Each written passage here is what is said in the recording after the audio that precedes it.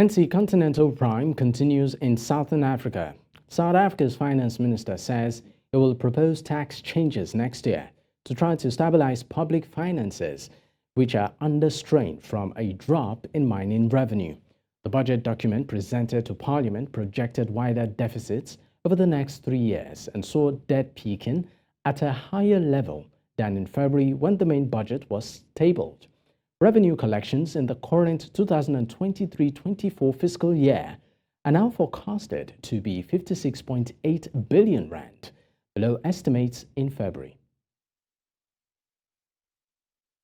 Now, joining me on the news to discuss this is Economist Phelisa Nkomo. Thank you so much for your time, Nkomo. Hi, good evening. Thank you so much for hosting me this evening. All right. Now, let's talk about, of course, this particular prevailing issue right now, where South Africa's medium-term budget has been in the news for some days. Can South Africa weather the belt tightening that has been announced by the finance minister? It's such a difficult situation, by the way, that South Africa is finding itself in.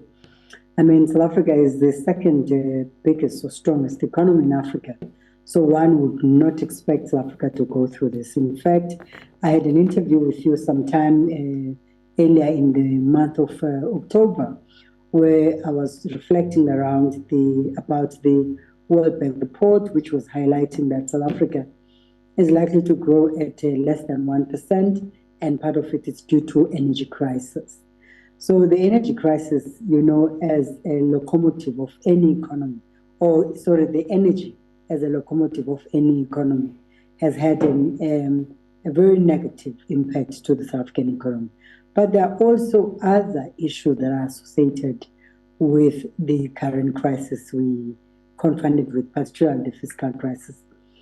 One of the few things... Please continue. Yes.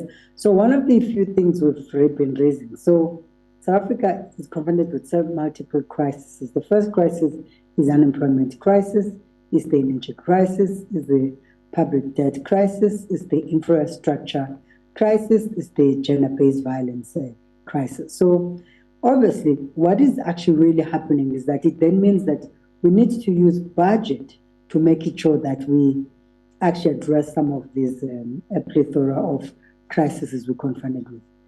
But obviously, and we've been also warning, even media, that we must not de-link the relationship between the fiscal crisis and the state of the economy. All right. Now, quickly.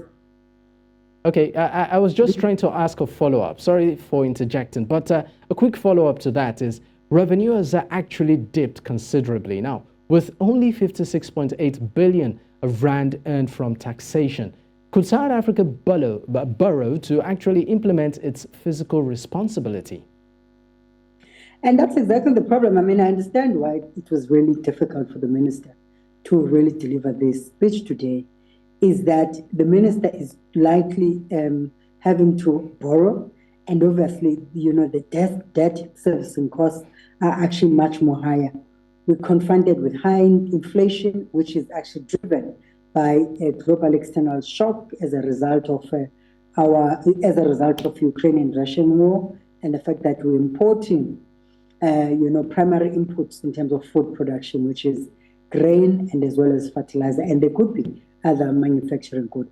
So in essence, I think the point I want to send to clue very clearly is that, and I think South Africa might be confronted with this challenge, not alone, but most of the African countries, is that you need a multidisciplinary thinking embedded in macroeconomic policy, and that any singularity in terms of addressing economic issues will always lend itself into the current crisis.